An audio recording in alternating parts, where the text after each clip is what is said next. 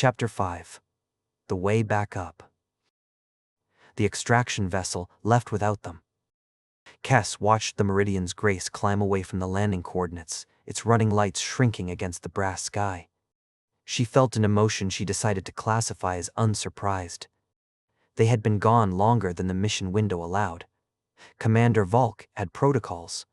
Protocols did not accommodate people who came back from the below with their eyes changed and the taint singing in their blood. She made the right call, Thane said, watching the lights disappear. By everything she knows, she made the right call. That's not especially comforting, Vera said. It wasn't meant to be, Thane said. The four of them stood at the edge of the fringe wastes in the late afternoon. The below at their backs. The anchor station, a dark shape against the rust-colored horizon 3 kilometers ahead. Kess could feel the team's exhaustion through the new sense she didn't have a name for yet. A peripheral awareness of their physical states that the Corps' knowledge had left behind like sediment. Vera's hands were shaking slightly. Thane was compensating for a muscle in his left leg that had stiffened during the ascent. Peria was fine, maybe better than fine. Her bark patches caught the failing light and turned it into a glow of their own. The anchor station, Kess said. Jace said the maintenance conduits run all the way to the Dawnforge installations. Service elevators for repair crews, sealed when the taint started affecting the lower anchor points.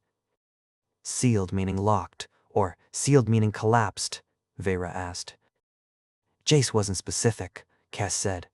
Wonderful, Vera muttered. They moved across the fringe wastes, with the landscape accommodating them. Paths firmed underfoot. Loose crystalline formations rolled aside. The taint responded to their presence, not with hostility, but with recognition. Kess stopped fighting the feeling and let herself be guided, but she kept her own compass out and checked it against the route the network suggested. Twice they agreed, once they didn't. She took the compass route. They covered 3 kilometers in 40 minutes. The anchor station rose before them like a broken tooth. Brutal, pre-cataclysm concrete, scarred by centuries of weather and taint exposure. Massive cables disappeared into the earth and reappeared above, vanishing into the high atmosphere toward Driftspire Aureate, the sky city that had been home before any of this. The entrance was a circular portal sealed with crystalline barriers that hummed with stored charge. Stand back, Peria said, and placed her palms against the surface. She didn't break them or force them. She simply persuaded them that they had been barriers long enough. The shaft beyond was vertical and dark and smelled of machine oil and deep time. A maintenance platform hung on cables thick as old timber, its surface corroded but intact. Peria stepped onto it without hesitation. After a moment, the others followed. The platform began to rise. How long? Kess asked. Driftspire Aureate sits at 4,000 meters, Vera said.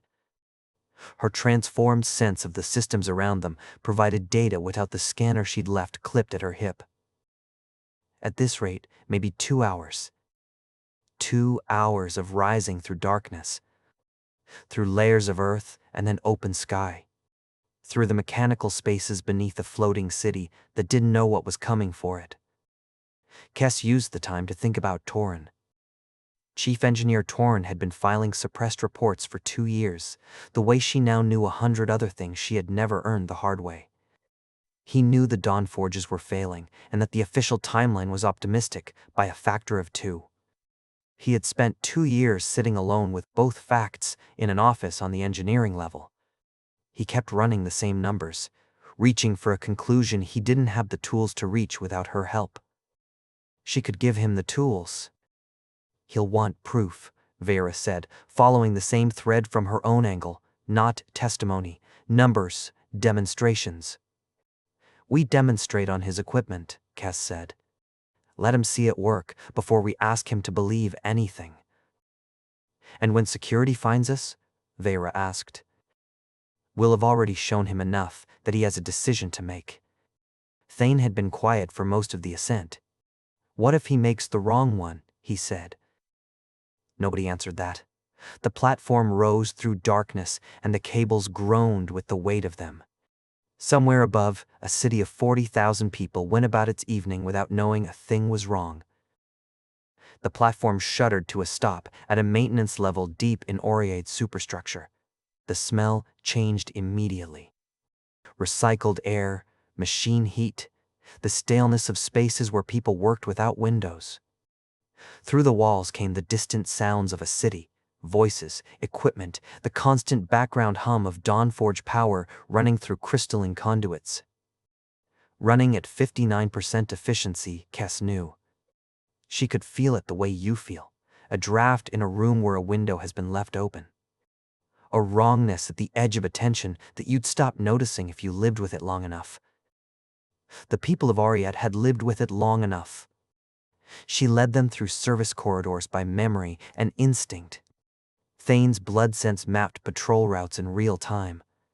Piria's connection to the building's infrastructure guided them away from monitoring equipment.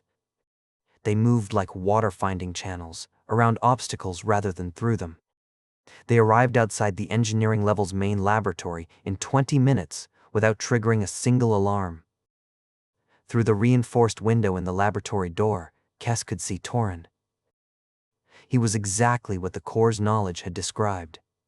Old and precise and exhausted, silver-haired, working at a bench covered in Dawnforge crystals in various states of analysis. His hands moved with the automatic carefulness of a person who has been handling delicate things for so long that care has stopped being a choice. He was alone.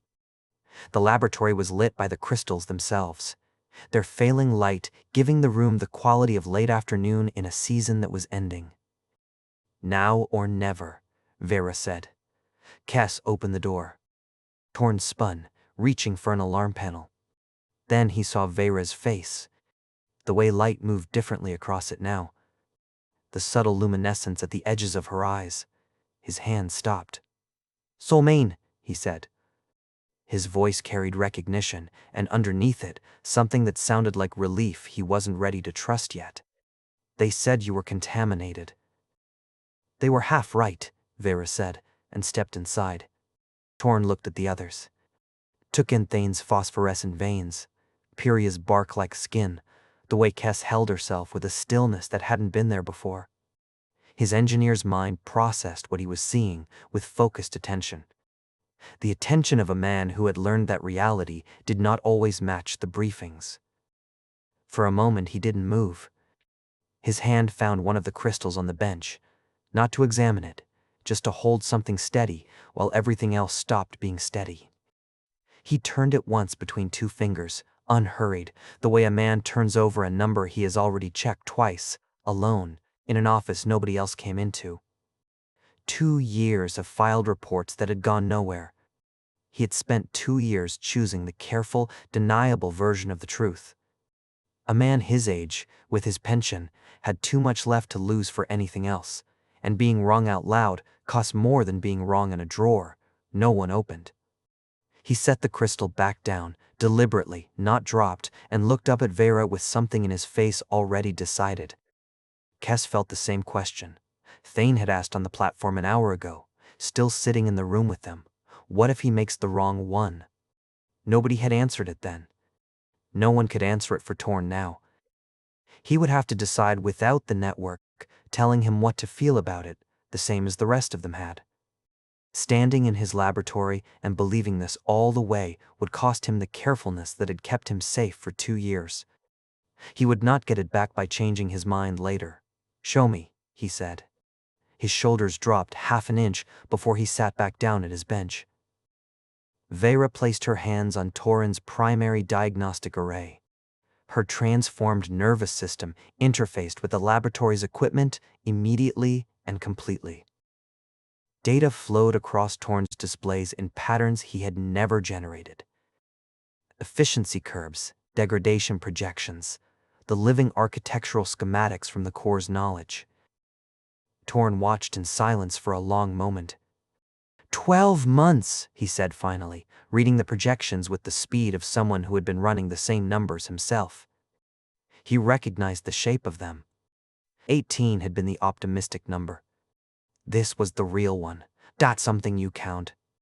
He looked up at Vera. You're certain.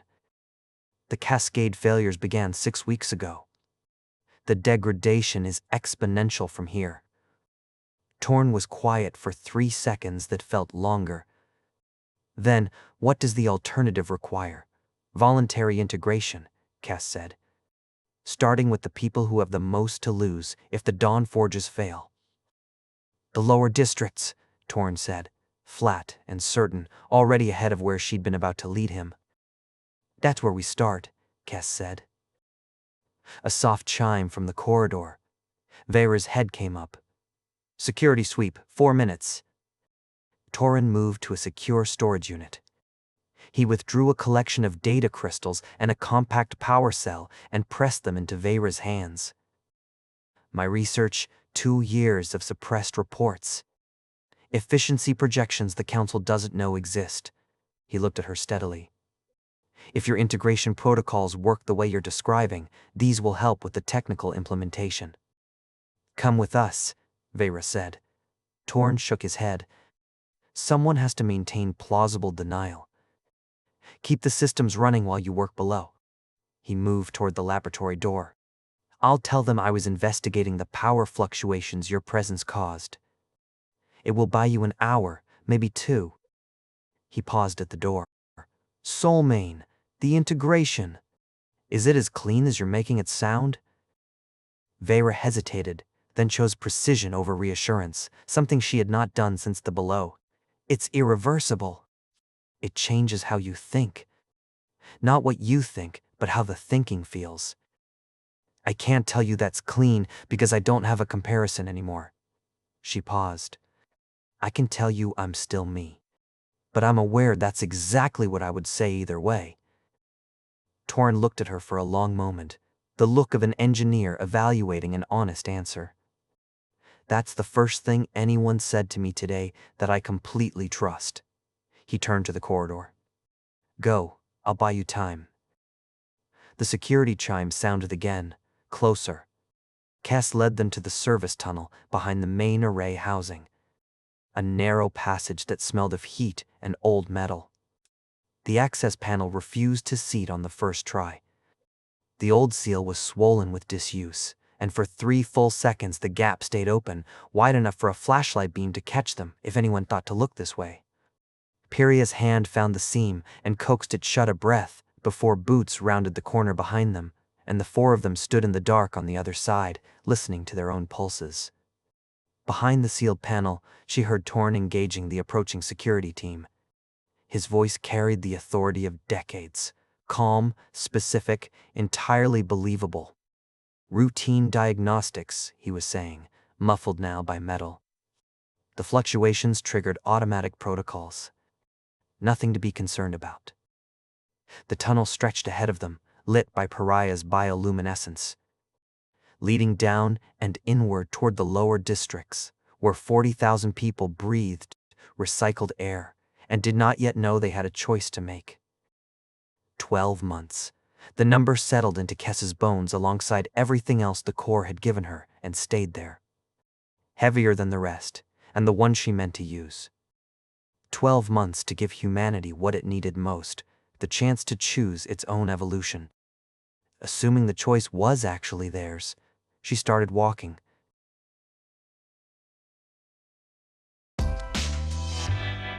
Chapter Guild, Stories for Your Mind.